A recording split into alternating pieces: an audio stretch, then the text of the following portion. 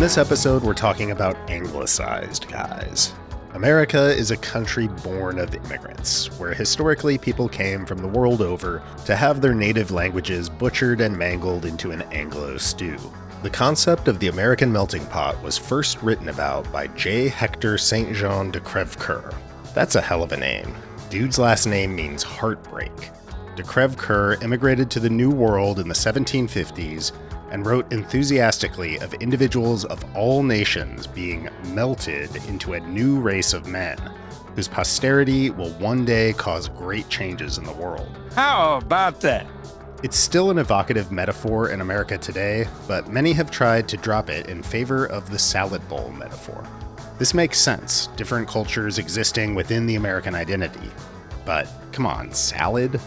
Definitely a food that makes you think of America. Maybe we could go with value meal or like Grand Slam breakfast. You could also just call this mispronounced guys, because that's generally what most of these fall under. Now, some instances of anglicized names, especially those of Latino ball players, can stem from a disrespectful or racist origin. Notoriously, journalists initially refused to say Roberto Clemente, instead calling him Bob or Bobby in broadcasts and newspapers. His baseball cards all call him Bob throughout the 60s, and Clemente hated them changing his name. But most of the examples on this roster are not due to such dastardly motives. Often they stem from good old-fashioned American ignorance and unworldliness. We don't know how to pronounce most things in other languages, and we aren't going to spend a lot of time trying. But you know what? They pretty much do this in every country. This is not a uniquely ugly American type of thing. Like, if you're from a Spanish-speaking country, you probably say New Jersey or Nueva Jersey. Así vive la clase media en Nueva Jersey. Just like us gringos say Mexico instead of Mexico. Or another example, French people use a lot of Anglicisms in their day-to-day lives, and of course, they Gallicize those words. They say, for example, des burgers, or sandwich, or happy hour. And nobody calls them a dumb hick. But if French people knew that Americans call this town Versailles, they would never stop laughing at our ignorance. Oh, and remember our French philosopher? There's this town in Missouri. Sorry to break your heart, but yeah, it's Crèvecoeur, baby. But who cares, really? Hell, my last name is Birmingham, but a Spanish-speaking person would probably say it as Birmingham. And a French-speaking person would say it as Birmingham. And, you know, even I say my own name wrong in English, apparently. Birmingham. And I don't give two shits. My point is that I want people to stop correcting my mispronunciations on this channel. That's really my entire goal here. But seriously, I don't care all that much about a subtle name mispronunciation. We're all from somewhere and have our own accents and our own difficulties saying certain things. Now, some anglicized place names in the US are pretty over the top, like the aforementioned Versailles. You've also got the New Madrid fault line, or San Pedro, California, or Los Angeles. I would hate to butcher a player's name this badly. Like, I remember listening to an MLB radio feed of the 2011 NLCS between Milwaukee and St. Louis, St. Louis, and hearing Cardinals broadcasting legend Mike Shannon repeatedly refer to this Brewers pitcher as Giovanni Gallardo. That's pretty cringingly bad. I wonder if Shannon used to say tortilla. But you know, that's also just Mike Shannon, a guy not opposed to cracking open a cold one in the booth. This is the man who said, "It's Mother's Day today, so to all the mothers out there, happy birthday." He also once did an ad read for a glass factory by saying, "Yes, sir, if you go to exploreStLouis.com, they're going to tell you about a blowjob." Yeah. Shannon's got a ton of doozies like this, and I could probably make a better video than I'm gonna do here by just reading them off. But one more, because it's relevant to the topic at hand. He said, "I've heard it said that if you know English, Spanish, Italian, and I think it's French, you can go just about anywhere in this world, except for China, where they have all those derelicts." After a pause, Joe Buck asked if Mike had meant dialects, and Mike replied, "Yeah, dialects. Yeah, that's what I mean, but they've got a lot of derelicts too." Anyway, I try not to be derelict in my duty to pronounce players' names properly. I do my best, but I definitely fail sometimes.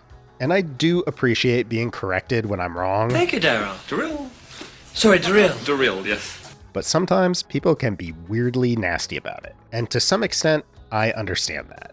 Like, I'm sure we've all seen one of the hundreds of unwatchable AI slop baseball videos here on YouTube, where a robot voice will tell you about the career of Vida Blue or Chuck Nobloche. That shit drives me nuts, especially when those videos are doing like 100K more views than anything on this channel. But those are especially bad examples, as they are utterly absurd mispronunciations of very famous ball players. My sins are more like saying Tom Paciorek instead of Tom Paciorek, or Franklin Gutierrez instead of Franklin Gutierrez. Like, okay, but this would be like a British announcer doing a thing about me, I'm not sure why they do that, and saying Birmingham. Would I correct them? Hell no, because one tricky thing about doing these videos about historical players is that you can't always know how the player's name is supposed to be pronounced. Sometimes all you have to go on is an old clip. And as in the Mike Shannon story above, you can't always trust those. Let's say this player. George Orta will pinch hit for Motley. So here's He was involved in the second most infamous play of the 1980s. And everyone back then called him George. But I can't imagine that this isn't a Bob Clemente type situation. Orta was born in Mexico, so it's gotta be Jorge Orta. Maybe he decided to go by George, or maybe it was decided for him. I don't know. I couldn't find a definitive answer to that. But then there's Davy Lopes, who many people seem to think should be called Davy Lopez. He's always been Lopes to me growing up, and that's what it says on his baseball reference page. But I talked about him in a video a couple years ago, and a commenter got all pedantic about how it should be pronounced Lopez. They were just out there in the comments section like this. Lopez! Lopez! But Davey has talked about this and said that his family has always been Lopes and never Lopez. And apparently the name's Portuguese, and that's actually how it's pronounced more or less in Portuguese. Davy Lopes. So, you can't win, man. Somebody's always going to be pissed off about some minute detail. So screw it. I'm fed up here, guys. This is an AI channel now. If you can't beat them, join them. Catcher. Yogi Berra. Yogi Berra is not only one of the best catchers in baseball history, he's also one of the most Italian. Born Yogolino Berra in St. Louis, Missouri. Yogi Berra. Sorry. As much as these AI channels are running circles around me, I just can't.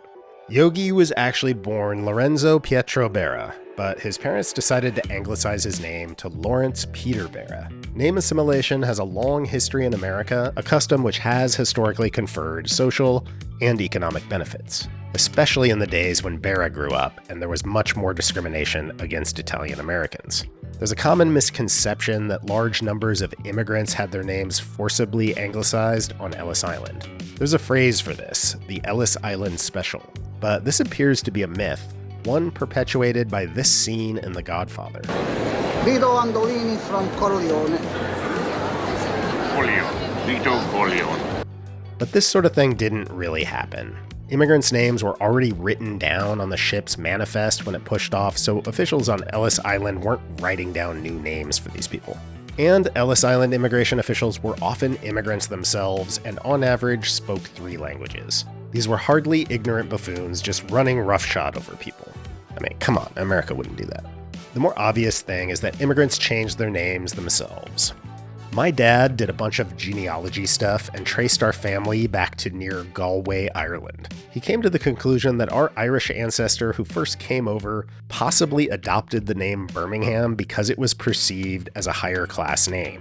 There was this dude, Mylord de Birmingham, who was a fancy lad with a castle and a whole lot of fancy lad descendants. So whether as a form of reinvention or assimilation, this was generally a voluntary change. As it was in Yogi Berra's case. His parents didn't want his Italian name to hold him back, so they named him Lawrence, a name that they couldn't even pronounce. So everyone just called him Lawdy. Then his anglicized name would get swapped out for a Hindized, is that a word, name when his friends saw a newsreel of an Indian yogi and thought his movements were similar to those of Berra. First base, Tony Pérez. I have a hard time saying Perez properly, see?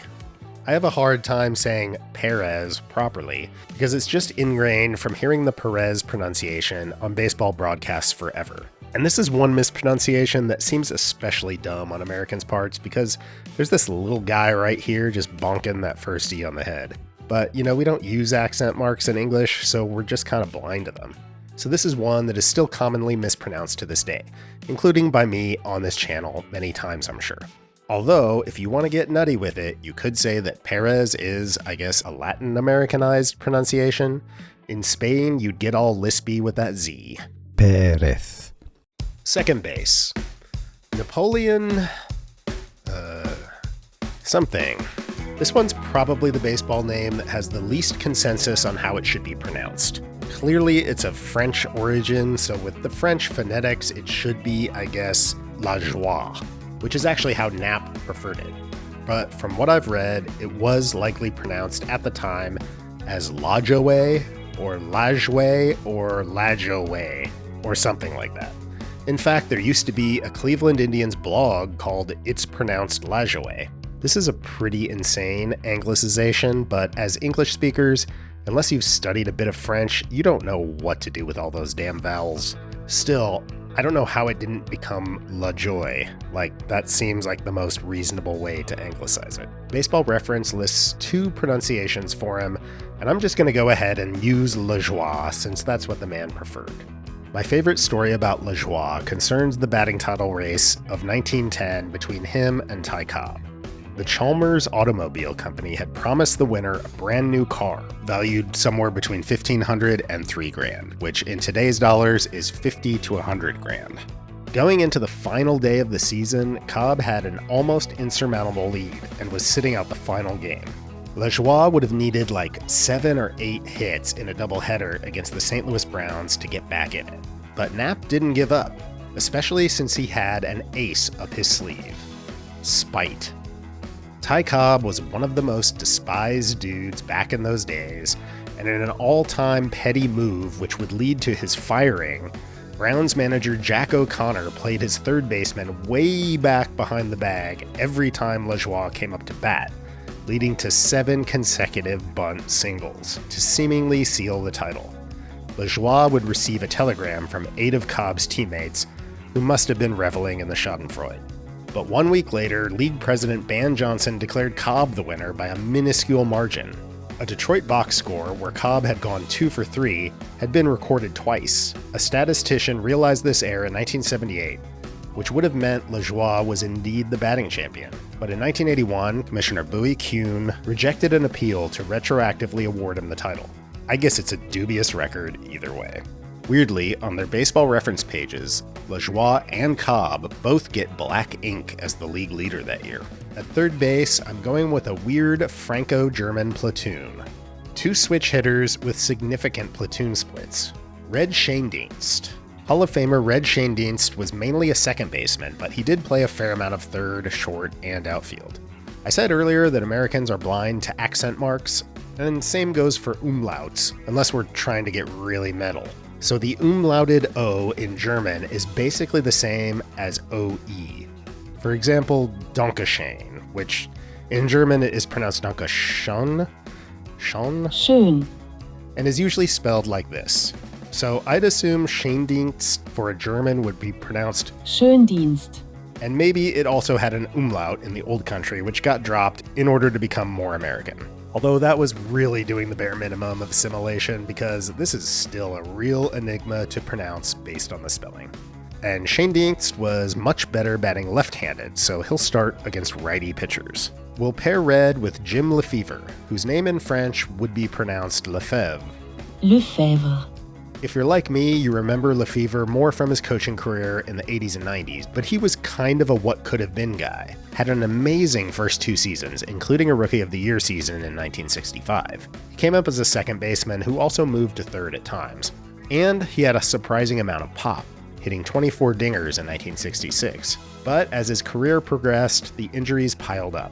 He couldn't stay on the field, and his power was severely diminished. And he was a much better hitter from the right side of the plate. So it's kind of a good platoon there. Shortstop, Phil Rizzuto. This is sort of like Pérez. Even though Americans clearly should know that the double Z in Italian words is a TS sound, like pizza, this became Rizzuto. In Italian, I guess it would be Rizzuto. Rizzuto. But it also would have that rolled R at the beginning, and that was clearly a non-starter in the US. Burrito. Oh, holy cow! Left field, Al Simmons.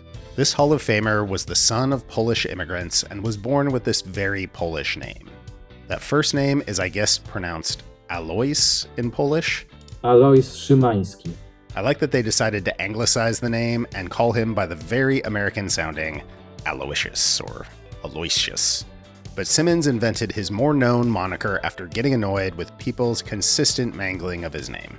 Center field, Carlos Beltrán. This is the same sort of deal as Tony Pérez. The A's getting bonked on its head here again. That's a clue. But he was always referred to as Beltran or Beltran in his playing days, when it should have been Beltrán. And not only did they get his name wrong, but they also put some other dude on that draft pick rookie card I showed earlier. This is some dude named Juan LeBlanc. And there's Carlos. Right field, Stan Musial. Another textbook case of name assimilation here with Stan the Man, who was born Stanisław Franciszek Musiał. His father, a Polish immigrant, would formally change Stan's name to Stanley Frank Musial when he started school. Musial is one of the greatest of all time, but his impressive statistical resume could have ended up even better if not for a couple of lost seasons. Like most ball players of his generation, Musial lost playing time to military service in World War II. He was lucky enough to only lose one season, though, in 1945. But Musial's rookie call-up in 1941 has a bit of controversy. Many people, including Hall of Famer Johnny Mize, thought that Cardinals GM Branch Rickey was cynically gaming the system. Mize claimed that Rickey wanted the Cardinals to contend throughout the year to keep attendance up, but he preferred the team to fall short of the pennant so that players could not ask for raises or bonuses. And he thought this was why Musial was not called up until the final 12 games of the year, even though the 20-year-old Musial had lit the minors on fire all season. The Cardinals finished 2.5 games out of first, despite Musial slashing .426, .449, .574, while striking out just once in 49 plate appearances. It's possible that if Musial gets those 2 seasons, he ends up in the 500 homer club, and maybe even the 4,000 hit club. And he'd easily crack 2,000 RBI, as well as 2,000 runs scored. DH, Jack Fournier. Fournier, whose surname was more than likely anglicized from Fournier, was a very solid hitting first baseman who had some great early live ball era seasons for Brooklyn. Rotation, Bert Blyleven. Bert was born in the Netherlands as Rick Albert Blyleven. By the way, did you know that in the Netherlands, baseball is called honkball? Maar in de zevende inning komt de ervaring van HCAW bovendrijven, want het... And also, just want to give a music recommendation that I just discovered. I'm guessing this is a joke song from something, but it kind of rules. Stand on the home honk, it's time to fall in love. Honkbal hoeft de klasser on my radio tonight. Anyway, after the Blylevens moved their home honk to Southern California, the whole family did a name change, with his parents going from Johannes and Janegja to Joe and Jenny, and Bert becoming Bert. Urban Shocker. Elite name guy Urban Shocker was born with the very French first and middle names Urbain Jacques. And then Shocker was spelled like this. I don't know what's going on with that name. Doesn't seem French? Anyway, Shocker was one of the game's last spitballers, who, when MLB banned the pitch in 1920, was allowed to continue throwing it legally until retirement in 1928. Eddie Cicotte. Another spitballer, Eddie Cicotte was not grandfathered into being allowed to continue throwing the pitch in 1920, and was of course out of baseball the following year after being banned due to throwing the 1919 World Series. I got totally thrown off by this one because I assumed Cicotte was an Italian name, which would presumably be pronounced Cicotte. But actually it's of French origin and would be pronounced Cicotte in French. Which is too bad because I had a whole bit I was going to do about how dropping the final vowel sounds of a word is a very Italian-American thing to do. And we don't say calamari, we say galamad. This makes me think of the episode of The Sopranos where Paulie goes to Italy and can't understand why they don't have macaroni and gravy at the restaurant. You said sauce, it's gravy, but no, but there is and sauce to us is marinara sauce. Yeah. So, and gravy is with meat. As much as this lady from some reality show is pretty annoying and pretentious here, I gotta say, it's fun to call it gravy. And don't get me started on the gabagool. Get out of here with your hoity-toity capicola. Gabagool? Over here. Yeah, gabagool, pasta fazool, mozzarella. These are just infinitely more fun to say. Real American innovation. Anyway, Cicotte is not an Italian name, so never mind. Banned again, Eddie. We'll just go with a 4-man rotation then, since we've got 4 guys who can eat innings and a couple of swingmen in the pen. Jim Bouton, another controversial knuckleballer. Bouton had a couple of very good years for the Yankees before a quick decline. His name is spelled like the French word for button, Bouton, but at some point it became the more Anglo-friendly Bouton. And of course, Bouton is most famous for writing the tell-all book Ball 4, which exposed the dark underbelly of the game. There was also a sitcom adapted from the book, starring Bouton himself as well as former Oakland Raider D lineman Ben Davidson. It only lasted 5 episodes. The show ran into issues with the censors, forcing it to tone down its depictions of pill-popping, foul-mouthed, womanizing ball players. And it had one of the first ever TV depictions of a gay character. And we'll round out the rotation with Vic Raschi, a solid starter for the Yankees in the 40s and 50s. The CH in Italian is like K in English, but we usually soften it, like with pistachio instead of pistachio. Although not with Pinocchio or zucchini. I don't know, we do whatever, I guess. So Raschi was probably anglicized from Raschi. Bullpen, and another Italian CH name with Jason Simontacchi, who unfortunately doesn't provide a whole lot of value to the pen. Wade LeBlanc. We're going to take that silent C in the French version of LeBlanc and pronounce the hell out of it. LeBlanc was an okay lefty swingman. Then we've got Clem Labine, who became Clem Labine. This guy was a solid reliever who played in 5 World Series, winning 3. Joey McLaughlin. This name is initially anglicized from the Irish spelling McLaughlin, but even with this spelling, it's supposed to be pronounced the same as McLaughlin. But in America, the pronunciation became McLaughlin. On his way in is Joey McLaughlin. Joey was an okay reliever, but an elite glasses guy. And we'll round out the bullpen with Aaron Loup, a solid lefty reliever whose surname is the French word for wolf, Loup, but pronouncing the hell out of that silent P.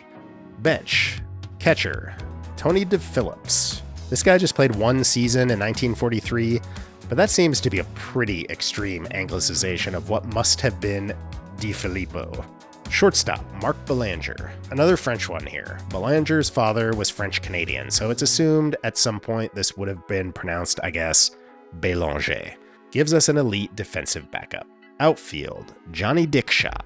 Born John Dixis, Johnny's parents were of German and Lithuanian descent. The story goes that the timekeepers at the steel mill that his father worked at misheard Dixis as Dickshot and wrote that down, and Dickshot stuck. That's actually kind of an Ellis Island special situation. To make matters worse, Dickshot got the nickname Ugly and was the self-proclaimed ugliest man in baseball. Then we get my favorite anglicized French name. This is the Versailles, Indiana of baseball names. You look at this one, and you're thinking it's probably going to be Beauchamp. In French, it would be Bouton, but it's pronounced Bichon somehow. He was a replacement level 4th outfielder. Left field, George Bell. This is another bit of name assimilation, as the Dominican Republic-born Bell was originally a Jorge. So this is very similar to the Jorge Orta situation I mentioned in the intro, except Bell went one step further and fully anglicized the spelling of his name when he came to the US to play in the bigs. Third base, Ossie Bluege.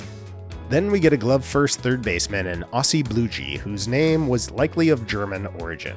Probably would have at some point been something like Bluege. Second base, Bobby Ávila. And we'll take another guy with an accent mark doing this that was totally ignored. His name was pronounced Avila with the accent on the second syllable when it should have been Ávila. His nickname in Mexico was Beto, but Cleveland's management insisted on him using the Americanized Bobby. and he gives us an excellent backup second baseman. All right, that's our team of anglicized guys. Let me know in the comments who we left out. And as always, like and subscribe for more guys. Yeah, guys.